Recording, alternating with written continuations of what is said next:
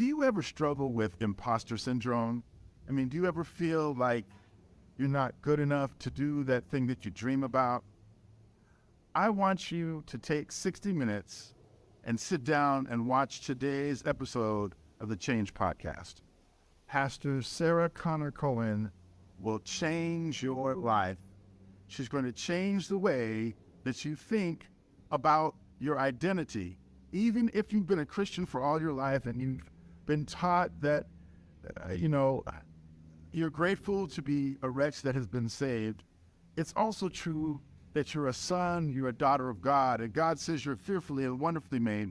And Pastor Sara is going to help us to see how we can change the way that we feel about ourselves by changing the way that we think about ourselves, our self-identity. All right, so join us today for the podcast Change. Let's welcome Pastor Sara. Hello. I just first of all want to say thank you for taking time in your busy schedule to come and be a blessing to my online audience. We were taking a car drive and my mom was listening and she was like, "Oh, who's this?" and really? Yeah, my mom being from Jamaica really was happy. So I am ecstatic to introduce people to you because you're authentic. We would use the expression, you're anointed. You're gifted. The way that things are flowing through you is beautiful. You're well studied as well. So all these things merge together, and I figure you are the perfect person to give us wisdom about how we can change our lives. The name of my podcast is Change, and the frustrating thing for me was this. I pray every morning and evening on Instagram and on TikTok and on YouTube. And I have about, between the 4 platforms I'm on, about 1.5 million people. I get DMs from people asking me about, please help me get a job. Please, I want to stop doing this bad behavior that I don't want to do anymore. Basically, they're asking me, David, please pray for me. And then beyond that, David, how do I change my life? Yes, honestly, I'm going to probably state some things that may sound controversial, but seems like this will be the platform for it, right? Okay. Or, right. So I have been in ministry for 30 years and I was not in the church. Wasn't raised in the church. I was raised in a Rastafarian environment. I was raised in a very diverse environment. My mom was Chinese Jamaican. My dad is Jewish and Black, so it's very diverse, my experience, my school experience, everything. And one of the things I found even coming in is sometimes we want to find a really easy way to change, but change creates friction. Whenever you look just in natural seasons, there's always something growing and something dying. And whenever we want change with this false idea that change is going to be simple. The results can be beautiful. The journey can be beautiful, but there's always going to be life and death within change. And we don't want to calculate for the grief and grieving that change requires. For example, we have unrealistic goals. You may say, I want to get married. That's not a realistic goal. I want to save for my wedding dress is a realistic goal. Because when you get married, when you meet that person, all of that's not within your particular control. So we find that we get discouraged when we're trying to change because we're being unrealistic with practical things. I want to lose 50 pounds. No, I will go to the gym 15 minutes a day, or I will walk 15 minutes a day. That's within my control. But if I have a hormonal issue, or if I'm dealing with something in my digestion, I may not have control because I may not know about it, and I get frustrated in the process. So whenever we're changing and we're wanting to be in a better place, we have to calculate that discipline is going to be required. Discipline is never fun. And discipline is not ever something that brings all this excitement and joy. But, even the Bible says, but for the joy set before him, he did something. He endured the what? The grief, the cross. So you have to let go of something to gain something else. When you're walking, you're going forward. But a lot of times we want to say, like, get me a job. All right. I have to, I can't take responsibility for your change. And you can pray and I can pray. But if we don't put any practical steps and create faith actions within our prayers, we're only going to be praying, because God himself is spirit. He's not going to walk to the employment office. He's not going to type or resume for us. And he's not going to go online and get classes. Some people want to improve their lives, but they don't want the investment that is required. Right now, you want a different job, you want to change, go and get a project manager's thing from Google. That is one of the highest rated things right now. You can make a 6-figure job just by getting certified through Google's project management program. What? Legit. That's crazy. No joke. What? That's crazy. Yeah. Wow. But do you want to sit there and get it done, or you want to say, you know what, I just want it to miraculously fall from the sky? No. You see, God adds that super to your natural, but there is absolutely a natural portion that we're responsible for. So when you're saying, how do I change my life? I take responsibility for my life. God takes responsibility for my purpose, but I must take responsibility for my daily life within that purpose. He puts that intent in me. He puts that calling in me. He puts that direction. Well, I don't know what my calling is, Pastor Sara. I don't know what my purpose is, Pastor Sara. I don't know where I'm going. Okay. Think of it like this. If you have a toddler and you're in a restaurant and you had a 2-year-old toddler, your eye would be on that toddler, right? And as long as that toddler was just saying hi and, just walking around within view, you would really not have a problem with the toddler exploring or discovering. The minute the toddler takes maybe something off the floor and puts in their mouth, or is going to go to an electric socket, all of a sudden you may, hey, call her, tap his hand, something, or leap, depending on the urgency. You're going to leap out of your chair, scoop them up, no, and protect them. What we're doing is waiting for permission from God, because we're living from an electric socket faith life, versus we explore, we discover, we're walking. God is big enough, loves us enough to say, hey, not for you. But what we're doing is putting our life on pause and living in limbo. I don't know what my purpose is. It's okay. Walk in your passion, walk in your desire, walk in wisdom. And if he has an issue, he's God.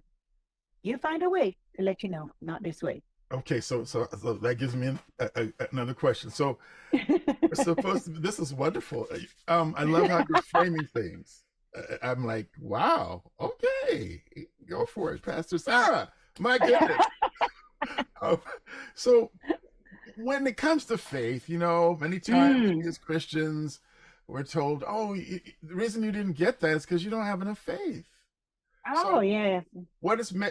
How do we choose an action that is wise, practical, and that's what we're supposed to do? Or are we supposed to do something beyond what is our, what we can figure out how to do ourselves? And that's the act of faith where God will fuse in with what we're choosing to go at. Again, I am the controversial person, because I do feel, again, that I am in the faith life, right? I have been a pastor for almost 20 years. I'm now a digital pastor. So I love that you have an online audience, and I love digital pastoring.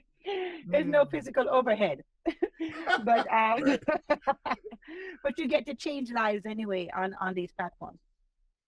I say that to say that I have been in the faith world, and in some instances, I would challenge us as a pastoral group to do better in some things. Can I do better in a lot of things? Absolutely.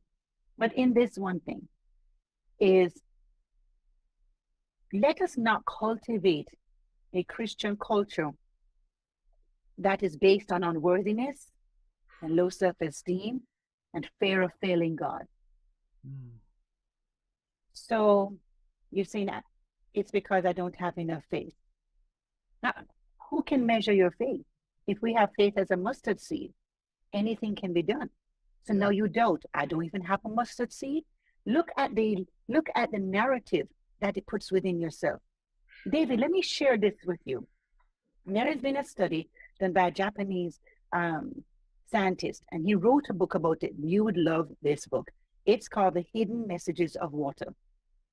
It is not a Christian book. It is a scientific study by a Japanese scientist. What he did was he went to different lakes and plateaus and water around the world and took different samples, and he did different experiments with this water. So he had a group of people, chant over a lake and collected samples. He took samples and put labels on these jars. And then he analyzed the molecular structure of the water. When some things like, I hate you, you're stupid, versus I love you, I'm thankful, prayer, heavy metal. And when you looked at it, the molecular structure of things like you're wonderful, thank you, I love you, look like brilliant snowflakes, like sparkling snowflakes. They're actually, you can Google it. And the other things, I hate you, you're stupid, you're not worthy, look like blobs, just blobs of stuff. Why am I saying this? We have to really understand as faith agents that when we set a narrative for somebody to speak into their own life, I didn't have enough faith. It was something wrong I did. God doesn't love me. I'm not good enough. I didn't make the right choice. Terrible person. It's because of your sin. You must have done something. That's why the blessing's not coming. If you were doing okay, God will bless you. You know what? You didn't tithe. That's why your car broke down. If I keep saying that, I am changing the molecular structure within my own self, because I'm 70% water, and I'm carrying in my body memory through my cells. And in doing that, I am impacting my own ability to create. And if God lives in me, which he does, and I'm creating in his image, which I am, and I'm spirit, then anything that God is able to do, I am able to do from a creative standpoint. If he can speak it, he can have it. But I'm not speaking that because I'm being trained that something is still always wrong with me. But if Jesus did come, and he did, and paid for it all, which he has, then what in the world is really stopping me? Nothing. Are you saying, Pastor Sara, you don't have to live any kind of way? You can just live how you want it? I'm not saying that, because the love of God constrains me, not the approval of man, not the applause of man, and not the comfortability of man. But my love for God and God's love within me is what constrains me. I don't have to perform for his blessings. I don't have to prove myself for his blessings. And I don't have to always make the right step for his blessings. Did he not use depressed people like Elijah, who said, let me just die? Wow. Let me die right here. I just showed out in front of all these people. I mean, I called fire from heaven. You could see the anointing of God upon my life. And he says, I want to die though. I want to commit suicide. That's what Elijah said. And yet God said, I get that. And I understand that. Though, there's a widow that I'm going to need you to go check out. And that widow wanted to commit suicide as well. You see where God is going with this? You can be powerful and mighty and have these very low moments. But God doesn't kick you out the discipleship group. He don't X out your prophetic ability. He sent Elijah to somebody who was right where he was in that wilderness. That girl wanted to die. Elijah wanted to die. God pulled him out and said, now go help her. Just like I provided for you in this wilderness, now go pull on the little faith she's got left and do something with it. So I'm saying to you and to me, no, it's not that you didn't have enough faith. Sometimes you just didn't have practical wisdom. Sometimes your own narrative got in your way. Sometimes bad things happen to good people, because sometimes bad people make bad choices, and God got some bad kids too. Wow. So no, don't buy that. Don't buy that trick. If something didn't work out, maybe something in my systematic structure was not sounded out. It could have been a systematic error. It could be timing. It could be I did not have the right resources or collaboration. It could have meant that I was zealous, but I was not using strategy. But it doesn't mean there's no faith. But let me tell you why. oh my God, this stuff really excites me, because I don't like when believers really absorb a very negative thing, because we do. You know, Yeah. Amazing Grace, how sweet the sound that saved a what? Wretch A wretch. like me. Let's start with that. I'm such a wretch. I'm a son and a daughter. So imagine the paradox we're living in. You're a Right. son, you're a daughter, you're rich. Be abundant, be humble. It's so conflicting. You don't know how to, you're kind of like navigating, like, oh, okay, I want to be blessed, but I can only be blessed to be a blessing. There's no way I could be blessed to just enjoy blessing. Right. You know, so I think that we just have to really allow people to remember that the Bible says to every man has been given the measure of faith. Okay. Not a measure, the measure. Measure of faith. Everybody has been given the measure. That is very different from a measure. Because then you say, Pastor Sara, your faith is bigger than mine. I wish I had faith like yours. No, my faith has been developed, but we all got the same muscle. Wow. So no, honey, you don't. It's not the lack of your faith. There is that. That is not. Now you say, well, Jesus said, "Oh, ye of little faith." Yeah, they had little faith, but they still had some. It was little. I hear you. Because they were all given the measure of faith, but in that moment, it was not developed beyond there. So yes, the storm terrified them. But as you see that journeyed on, then Peter was like, forget this, crucified me upside down. His faith was at a different level because he matured and grew it and developed it. But everyone is given the measure of faith. So don't buy that lie. It's not that God is disappointed. God is looking to strike you out. God is withholding from you. God is punishing you. God just sits up there trying to trip you up and find ways to not make it work for you. What kind of father is that? That's a reason I originally had told Christians, I said, you can keep your God and I will keep with Satan and we'll just burn in hell together. And they used to just be like shaking their head. And I'm like, I cannot subscribe to that God because that's not the God I understand. That would be a loving father. So what can we do? Because what can we do? I'm receiving so much from what you're saying. So I'm gonna take a personal example. I recently attended a conference, a speakers boot camp, and I had an opportunity at the speaker boot camp. I'm an introvert, though you might not believe it, and I was being quiet. I was not trying to stick out in any way. I was just trying to learn what is it that I'm missing that I need to be able to be a more effective communicator.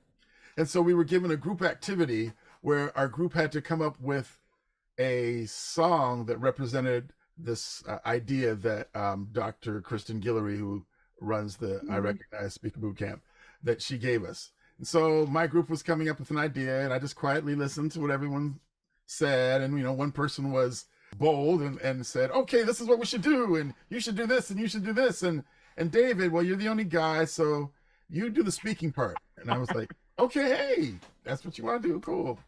And while I was there, now she doesn't know I have a master's in vocal performance, I'm like, hey, cool. So they were doing their thing, and then I was thinking that I was like, okay, well, is there anything I can do to contribute to help make it better? So I came up with an idea that if they use the soundtrack to the SWV song, I Get So Weak in the Knees, I believe it was, that if that's underneath and they do what they wanted to do, it would make it work better. So I suggested that to the person who took charge, and they said, yeah, sure. We were the last group to go, and I started off in like a low voice, and I said, you remember back in the day? And all of a sudden, like, everyone went, oh, he has a voice. And it's low and rich. And then, and so I didn't think much of it, but the group did its thing. It did well. And afterwards, Dr. Guillory was like, David, come sing for everybody. And I was like, so I sang. And it was, it was a great experience. They gave me a standing ovation, asked me to sing a second song. That night, one of the people came and said, so how do you feel about today? And the truth was, as wonderful of an experience as that was, it did not change the way that I felt about myself. So Mm-hmm. it was a wonderful experience, but I didn't feel great because of the wonderful experience. I'm sharing that because you mentioned having a Christian ideal caught between being humble and being confident in what God can do. And somewhere in between, it's very easy for us to get to a point where it's hard for us to believe about ourselves what God can do enough to take action and accomplish all the dreams and the goals, the works that He's prepared in advance for us to do. So, what do we do to change? So there's an activity, there's one of, in these classes that I coach, I created a discover, dream, do system. And in my discovery system, it involves this because there are rhythms and patterns that we have in our life. And we are who we are based on what we've acquired. And sometimes it's not who we are authentically. It's who we've acquired along the way because it helps us to function best. Because our authentic person was given boundaries, and those boundaries were self-serving to the influential others in our life, not to our purpose, but to their comfort. Wow.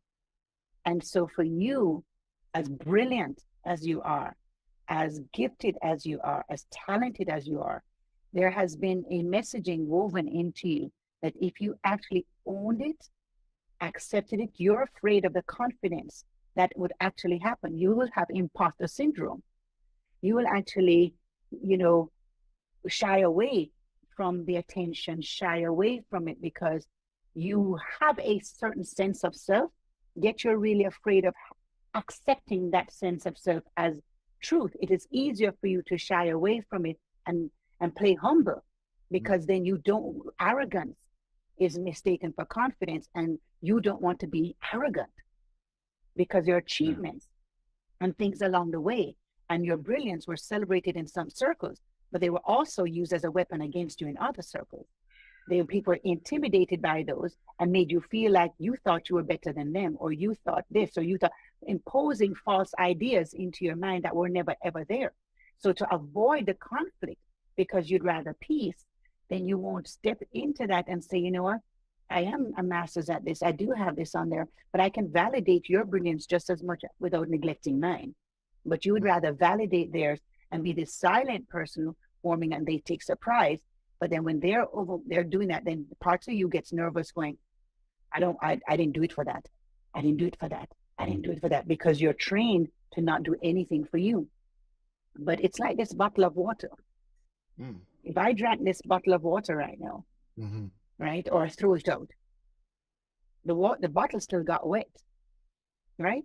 So you have to see your life like a pipe, that even though you can't do it, it is okay that you're blessed in it. And so the way that we change that is to go along the way and find out what is the messaging that really caused me to take that moment and not enjoy it. I didn't have to relish in it and bully somebody. Well, if you had only asked me before, you'd have known that I had a master's. You little plebs with your certificates. No, that's not even in you to do. But one of the things would have been to validate other people there. Well, you know what? I love how you brought that idea in. One of the things I have in my background from my training is this. Maybe we could use that. That's a way to still validate my brilliance, lend it to the team, and not apologize for it, or not dim myself so others are comfortable, because I know I probably could run circles in this moment. But I'm not there to embarrass anybody, but I'm not there to do it at the expense of myself either, because you should shine. That your greatest brilliance, as what's her name, Marianne Williamson says, is, it's to serve others, is not to play small. So I think that you change that by really sitting down and saying, what in me, what is a story that I have learned? What am I afraid of? Why is that a fear? Whose approval am I really looking for? because there is somebody that's attached to that. It's not God. Mm. Because when you look at God's journey with God's people and all the weird people that he picked to do great things, none of them are people we would put in our leadership camp and tell them to go teach others. Not one. We would put them up on the pulpit as the pastor of the year. Wow. The apostle that we want to, be the face of Foursquare, or wherever. We're not going to do that. But God took these people and he said, I will make you like a signet ring. I want you to shine because it causes me to shine. I am spirit. I have to have people in the earth who represent and radiate who I am. And they radiate not in your deficiency, but in your sufficiency. Not in your lack, but in your abundance. And it's not about financial abundance. It's abundance of who I am because I carry the God of all creation inside of me. In this earthen vessel, he says, is galaxies and universes. That mind of Christ that caused the world to be is in me. How do I serve him? By pretending to be stupid, pretending to be insufficient. Do I have those moments of stupidity? Absolutely. But am I stupid? No. Do I have those moments of insufficiency? Absolutely. But am I insufficient? No. And so that's what I think is when we're changing that, is to find out, the realize that's not a God requirement. That has been imposed to make people feel comfortable. Therefore, you have a Jamaican mom. So if you were brilliant in school, then that likelihood is, make sure you're on the dean's list. Make sure, David got this, he got this scholarship and it, boy. Is that right? What is Johnny doing? Oh, you know how David is, he's always first in class, You never know. Right? So when we have Jamaican mothers, we're like tiger moms, right? You better perform well. And if you got a 95, so hold on, anybody has got a higher grade? Oof. So where was the other 5%? Where's the other 5%? If you got 95, you could have gotten 100. Right? So, okay. So we're very driven to do that. And so there comes this nervousness of not wanting to fail.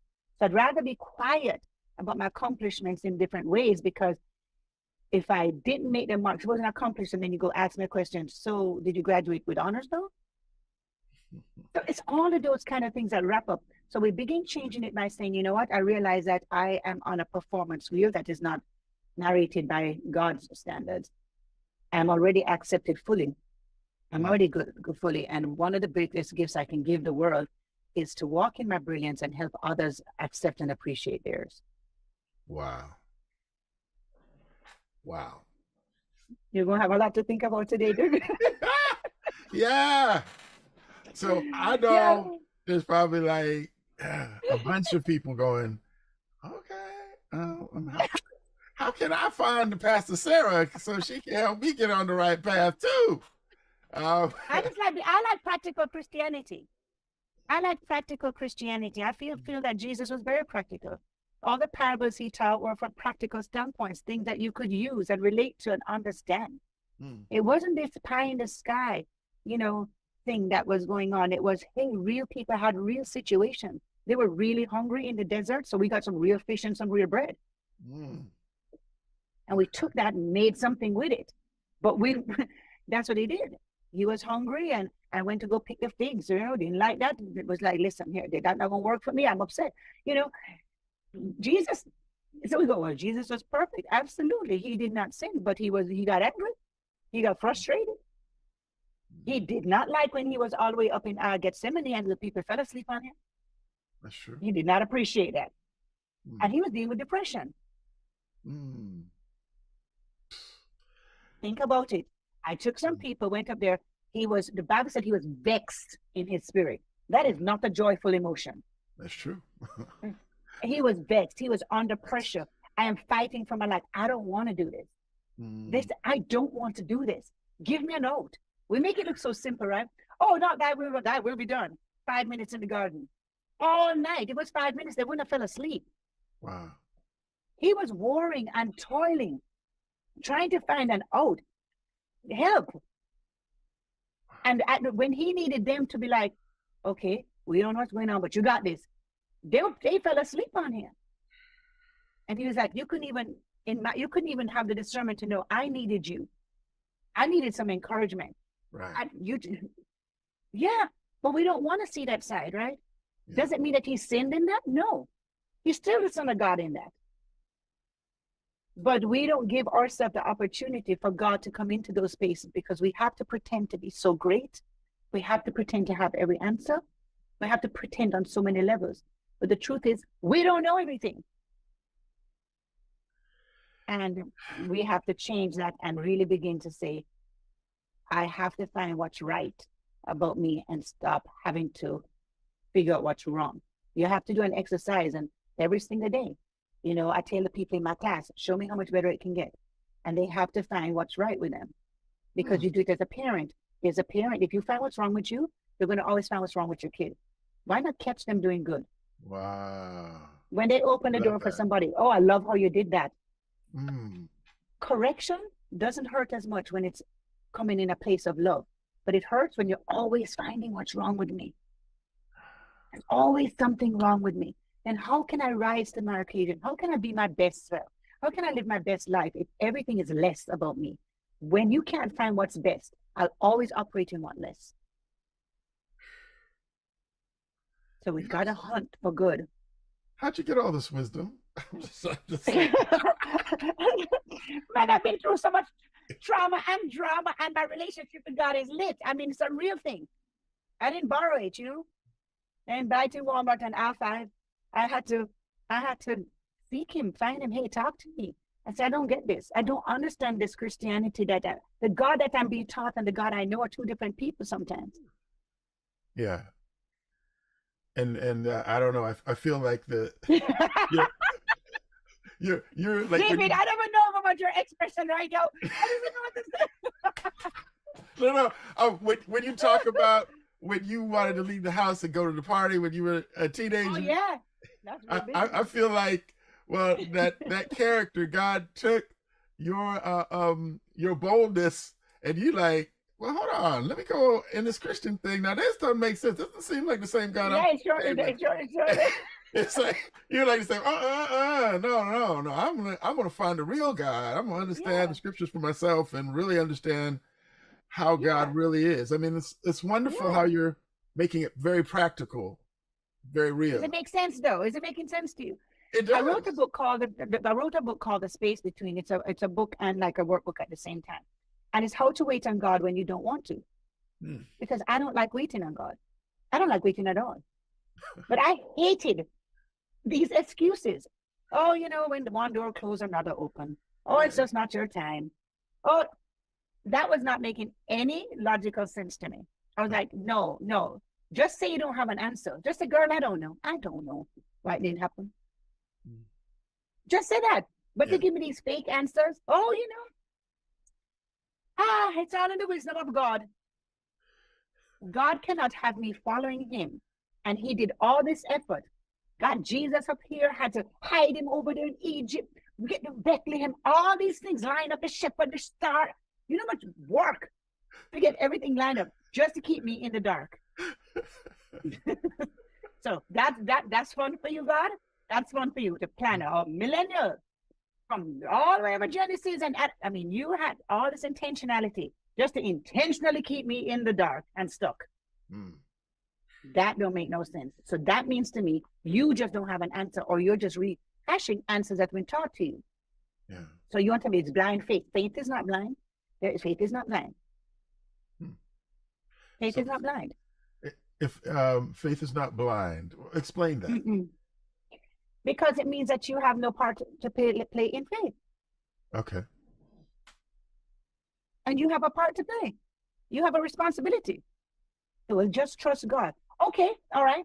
I'm going to trust God. Like I said, I'm going to trust God. Oh, I'm going to trust God for this money tomorrow. Ooh. Somebody have to work. So go ahead and trust. No, what you need to do is trust that as you're working, like I said, he'll open doors and favor and opportunity for you and cause the rivers of increase to come that you were not expecting. Absolutely. But you got to give him something. Woo. When he said, when I did Imagine More Academy, it came up in scripture, he will do exceedingly abundantly more than you can ask, think, or imagine. Yeah. Right? But there's the big part is not the imagine. It's the you. More than you. You have to give him something to exceed. Wow. Oh, say that again, because I needed that one right there. All right. The Bible says, Ephesians 3:20, he will give you, right? He will give you exceedingly abundantly above what you ask, All right. think, or imagine. So the key is not the imagination. It's you. Woo. If you don't imagine, if you don't ask, Wow. if you don't think, then I can't exceed it. So here's the thing. If this was okay, if this is my needs, Yeah. or I want to be an author, or I want to graduate school, whatever this measure is. See, this is a normal expectation. Okay, let's say that I'm normal or exceeding expectation could be I want to graduate school in Harvard. Okay, saying that Harvard is number one. And we say, okay, so normal people want to graduate high school. I want to graduate college. But they don't necessarily say Harvard. Okay? All right. So this is just a standard. Okay. If I say to myself, I want to graduate high school, okay? Mm-hmm. He go exceedingly above that. Okay, I graduate high school 2 months early, 1 week early, 1 day early. He exceeded it. I say, I want to graduate high school as a valedictorian. Mm-hmm. Okay. If there's no work done, how can he exceed that? How can he get favor? Supposing I was working, I have the brilliance, I have the chops to do it, I'm working, I'm doing my part. And boy, one of these papers happened. And it's going to mess up my little average. But I'm in faith. And the teacher goes, you know what? Redo that. That's favor that was given to me. Mm-hmm. He exceeded, you see. So whatever you give him, you've got to give him something. There's no tree without a seed. Wow. Right? Why So didn't you teach that's me what I'm saying. Bible when I was growing up? I know. I mean, you'd be more confident. And so this is the thing, right? So I think let's talk about the space between is that when I wrote that book and I was tired of those excuses, I went to study for myself, you know, about waiting on God. Why do we always just tell people, just wait, just wait? I don't want to wait till, you know, I want to live this life and life abundantly. No, I don't want it in heaven. That's not what you promised me. Wow. I want it here. Okay. And I want to leave empty. Right? I want to leave empty. And so I challenge it all the time. Like I said, my daily confession, show me how much better it can get. Wow. If you say that, David, that's a requirement for my class. But the whole time they're in the class, they must say that every striking day. Show me how much better it can get. Show me how much better it can get. If you get bad news and you say, Lord, show me how much better it can get. Even in the bad news, there's something going. There has to be something better has got to be in here. Yeah. And it doesn't keep you in a state of distress and depression. But in my distress, I cried out. God doesn't want you to stay in distress, but he understands that you have it. So for viewers watching everywhere, we do have real lives that we're living. We do have real shock, real trauma, real loss. You know, my mom was stabbed to death when I was a teenager. She was on crack. I have been raped. I have been molested. I have been assaulted. I have been beaten. I have all of those things. I'm not talking to you from a very fake place. I have lived in the ghetto. I've not had lights. I've gone without food. I've had to make, steam crackers just to eat. And I've stolen stuff from stores just to feed myself or my siblings. I have done a lot and I have been through a lot. So I'm not telling you about this God just because he is fake. I'm not telling you just to trust him and don't do your part. I'm saying to you that you have a part to climb out. You have a responsibility as well. And he is the greatest partner ever and he will exceed that, and he will go beyond your imagination, and he can take you further than you ever could have imagined. But all he's saying to you is, can you see yourself in just a fraction of the way that he sees you, that you are worth the investment? You are worth the investment. So invest in you, talk to you, build you, develop you. I posted yesterday, you are the asset. Never forget, you are the absolute greatest asset to yourself, because God is in you, and wherever you are going, wherever you're walking, you are carrying all of the universe and the potential inside of you. You cannot fail. The only way you're failing is wherever there's a lack of wisdom, not even a lack of resources, because I can show you how to leverage your resources. You have something in your hand. Didn't Moses just have a stick? He did not have nothing but a stick. Mm. And God said, can you throw that stick down for a second though?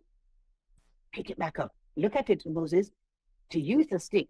But once it came back in his hand, it was the rod of God. And that stick caused plagues to come. That stick caused the Red Sea to part. That stick caused the armies to stop. That stick, you know what I mean, caused water to come out of a rock. What's in your hand? It's ordinary to you, but it's certainly something God can use. And a lot of times we overlook the ordinary because we're looking for the supernatural when it comes to faith. We're looking for hocus pocus, and God is saying it's very ordinary. Faith is very ordinary, but it does extraordinary things. And Hebrews 11 encourages us further and says, hey, Noah moved with fear when he built the ark. And sometimes we want to look at it as just reverence for God. That's one way to look at it. But what about he moved with fear? Fear is not the opposite of faith. Oftentimes you're having fear while you're in faith. Faith is moving with fear, in spite of fear, and regardless of fear. I may be nervous, I may be anxious, but I'm doing the thing. I may feel overwhelmed, I may feel I'm lost, I may feel my feet are not on the ground, but I woke up and I said yes, even though I'm straining on the inside and I'm going, I would rather do something else. Yes. So no, faith is not the opposite of fear, and faith is not the opposite of faith. Sometimes it's like they wrap into each other. But faith is saying, I hear you, because sometimes fear is a good thing. Sometimes fear is saying, hey, there's danger ahead. Sometimes fear is saying, let's calibrate. Sometimes fear is saying, ooh, like on a roller coaster, this is going to be exciting. It's something different. It's something great. You know, but we want to look at fear as our enemy all the time. And sometimes fear can be an accompaniment if thought of in the right way. And there are times that we're terror and terrified, and those things can be a different type side of it. But sometimes it is something that lets you know that, hey, I'm still doing it. No, it couldn't have been just so peaceful and constant. Oh, where are we going to get this timber from? No, we're making it look as if, and then for what as a believer, how can we measure up to that? Right. How can we measure up to these men of faith and men of God in the Bible who, you know, Abram just went to a land he didn't know something. Like he didn't think, as a natural man would think, all them camels and all them things, how we gonna feed them? Right. Oh no. But God was like, it's okay. I'm gonna provide for you along the way. You'll get more on your way than when you start. Just keep going. It's so helpful when you see the reality of the humanity of those in the Bible. Yes. You know, so it's not like a movie that you never could be a part of. No, that's us. Women in the Bible, you know, God validates women in the Bible all the time, even though people make it look a different way. Just, you know, women just submit and subject. And where God validates them from the Old Testament. I mean, the daughters of Zelophehad changed the entire real estate game. It was them that changed all of Israel's real estate laws. We're not talking about that, are we? No. We talk about how God advocated for Tamar, even though she had set up her father-in-law. Right. She posed as a prostitute, slept with a man, got pregnant, and God was like, but I'm going to vote in her favor, Bill. No, don't let me start. I'm like, okay, I found a rebel, yeah. I'm letting you know, God is your advocate. He is not your adversary. He is not looking for what's wrong with you. He already knows everything that's right with you. Wow. So don't walk anymore in that shame and fear of consequence and fear of judgment and fear. No. Let me get Go that 50. statement. Let me get that statement that you have your students say. What What is it statement? that you Oh, make? show me how much better it can get. Show me how much better it can get. Show Show me me how much how better much better it it can can get. get. Wow. It can get. I didn't ask you about the importance of a vision board. If you have time to tell Ooh, me that. yes, Is that important? Like I never grew up absolutely. doing the vision board, and you're gonna laugh. I have a company called Content Creating Academy where I help faith-based entrepreneurs learn how to use social media to connect with the clients they want to serve. And so for class a few weeks ago, I said, "Hey guys, guess what we're gonna do?" And I used the basic concept that you shared with one addition, creating a vision board of your accomplishments from like the past year. So I had them Mhm. do one of accomplishments for 2022, and I did that one myself, and then I have yet to do the to finish the next part of it. But I said, all right, I never knew this, but I believe Pastor Sara says we should have short range, mid range, and Yes, long range vision board. So just in a brief moment, and I know that if people want to get a deeper dive, we are going to direct them how to connect with you. yes, yes. Yes, because I So, want so, everyone to have this experience that we're having right now. so right now, I haven't taken it down yet, but on my Facebook is my class that I did on vision boarding. So if anybody wants to go and do the long version, and it's not really long, it's really just an hour, you can definitely go and find that out, and just click on it and figure it out. But here's why, yeah, you need to do a vision board.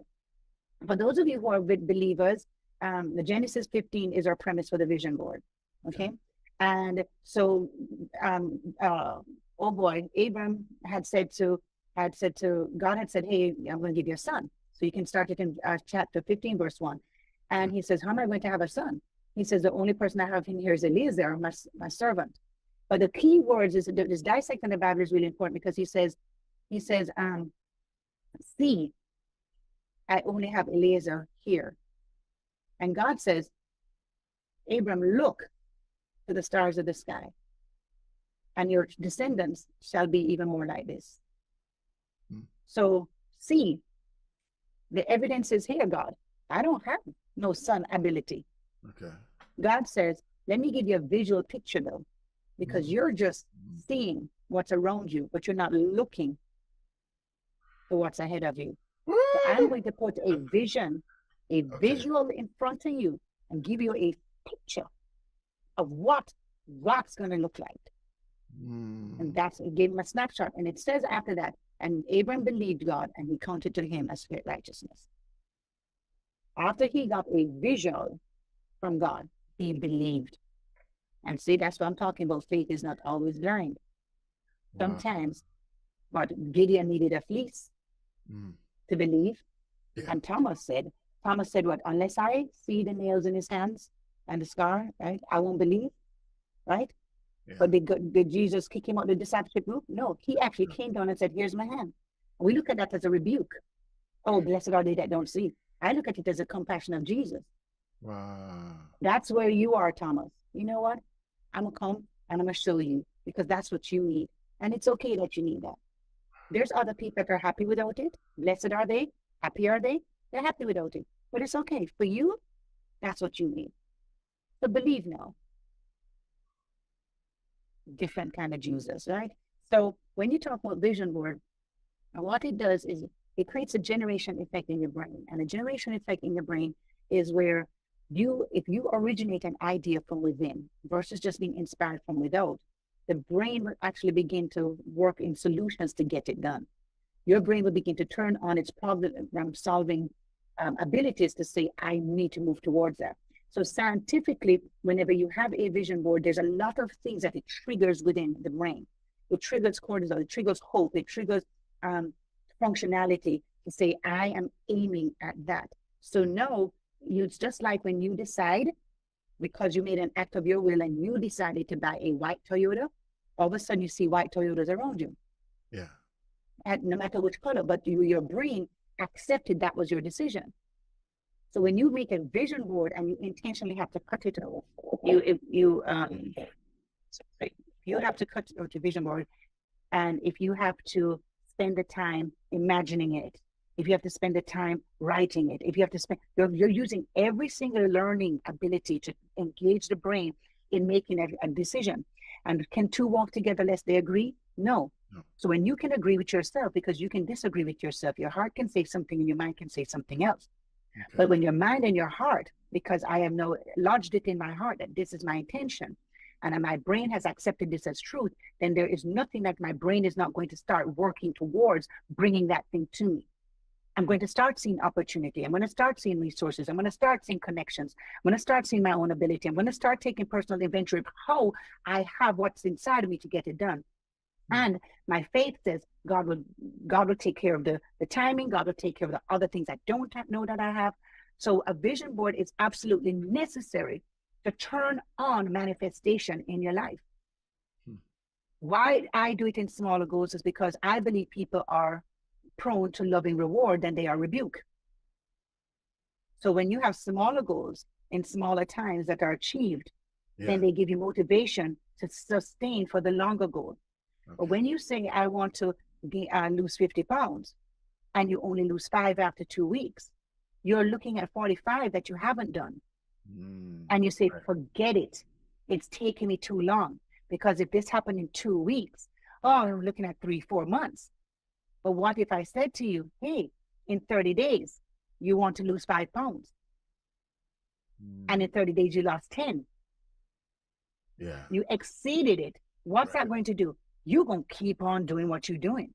But if I make it all in your big mega goals, I'm never going to get that. I'm never going to get that. I'm not going to get that big 12,000 square foot house. I'm never going to make manager position. But what if my goal in 1 year was to just be in a 18-foot house and then turn that in another year and make it a different profit? Then I'm looking at 10 years. So I have my big 10-year thing, but let's work it down into smaller things that I can feel, because wherever there's reward and victory, there is confidence. And I will repeat the same cycle, right? And so whenever you duplicate it, you're going to get the same results. That is why school is the way that school is, right? It's a repetitive thing. But when you get rewarded, you're more enjoyable. You'll celebrate yourself. You'll love it. You'll sink yourself into. You want that feeling of victory. Yeah. But the longer you drag things out, even though that's practical in some ways, we focus on the 30 days. Okay. We focus on the 90 days. So my coaching programs have 30, 90, they're different types of things based on what people want. And we do it that way. And even in the 90, even in the year, some people who sign up for like this platinum level I have, where they just want to be with me all year long, then we don't have year goals. I still break it down. We're doing 30 days. And every single time I've had, people, I'm shocked. I didn't know I was doing that much work. No, you didn't know, because I'm working you, but I don't make you think it's work. Because you're going to get overwhelmed. But if you are getting pleasure along the way, right? Because we're going to move towards pleasure. Yeah. And we're going to move away from pain. But is there sacrifice? Yes. Is there work? Yes. But if you can find joy in it, it makes it easier. So you have to have a vision board, because it is absolutely necessary for manifestation. It helps you to organize. It helps you to focus. It brings order into your life. And wherever there's order, there is fruitfulness and multiplication. And there was a void, Genesis says. And God decided to spread out his week and plan his week. And he said, day one, I'm going to say light. I'm going to declare something. I'm going to organize this chaos, because there is just chaos. And I don't want the chaos, but I'm not going to set my goals all in one day. I'm going to put light today, check that off my list. The next day, I'm going to create some birds and some things. I'm going to separate the night from the, I got a plan. I'm going to work my plan. And little by little, I'm bringing order to this chaos. And when I like what is done, and when it looks, I'm going to look at it. And I'm satisfied. It is good. Now I am resting, not because I'm tired, but because I'm fulfilled. So now I go into the work of working with the humans that I've created in my world. So God hasn't stopped working. So it certainly couldn't be that he's tired and he stopped resting because he was tired. No, he's still working. And so you have to do that to bring order to your life. When you bring order, multiplication comes, fruitfulness comes. And the brain loves order, and the brain loves discipline. And I'm a highly creative person, and yet I've trained myself to be disciplined. because zeal without discipline is just fire. Discipline with no zeal is boredom. And I'd rather live in the tandem of two. Wow. So yeah.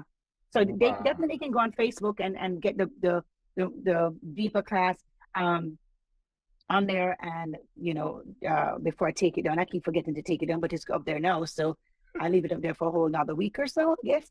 So your audience can definitely take advantage of it and just look at it. But you need to do it no matter when. 82% of people by the second week of January forfeit their goals. 82%. That's a lot. Yeah, that's a lot. So I don't want your audience to do that or mine.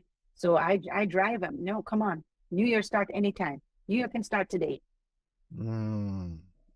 Hey man, we can start today. So I'm wanting to get everybody. I want your class to be overflowing. I don't know. Like you had your class filled up. I know in January, but Yes. So tell us, if we want to sit at the feet of Pastor Sara and learn some life strategies in your, I want to call it the Dream Academy. It's called Impossible. Imagine. Okay. Imagine more. Yeah, imagine more, because I love that word more. Because less is not an option. Oof. Okay. Less is not an option. Teach us, how can we get enrolled in the Imagine More Academy experience? All right. So the best ways to get me is through social media. And the only reason I say that with my classes, I do like to talk to people who want to enroll in the class, because I want to make sure that I'm the best coach for them.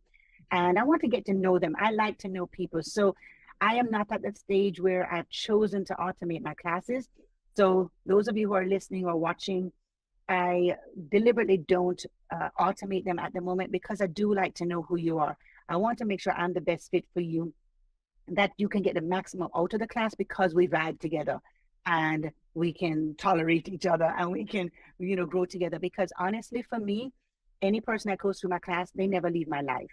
They have access to me for the rest of their life. And so I want to make sure that I take personal responsibility. I begin not just having you in the class, I pastor you during the class. Whatever you're going through, I am there. Whatever celebrations and traumas, I'm there. So I prefer for you to call me, to text me, and you can reach me at 469-278-4828. You can text me there so we can schedule a call. That's 469-278-4828. You can find me on social media.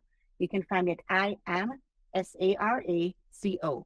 I am SARACO. No dots, no hyphens, no numbers. People fraud us all the time. So just stick with I am Sara CO, and that's it. Or you can find me on Facebook, Pastor Sara Connor, SARACONNER. And on TikTok, I am Sara Co on TikTok as well. That's where I am. So on TikTok, I do talk a lot about abuse, recovery, more sensitive things like that. But either way, you can find me on any of those platforms. I'd love to have the opportunity to do that. I my group classes are not mega and they're not big, because I am so nosy and I do get into your life. So yeah, I could have a very reduced rate and say, oh, 100 of us are on here, but I don't get to get in your life. I don't get to walk with you. I don't get to pray with you in the middle of the week. I don't get to do those things. So I prefer a more boutique style and unique individual mentoring kind of program than I do a broad scale thing. And that's just my preference right now. Who knows if it will change? Right now, I'm not exhausted. I love what I'm doing. I enjoy it. So it still gives me energy to do this in a smaller setting. So my classes do fill up because I don't make it huge, right?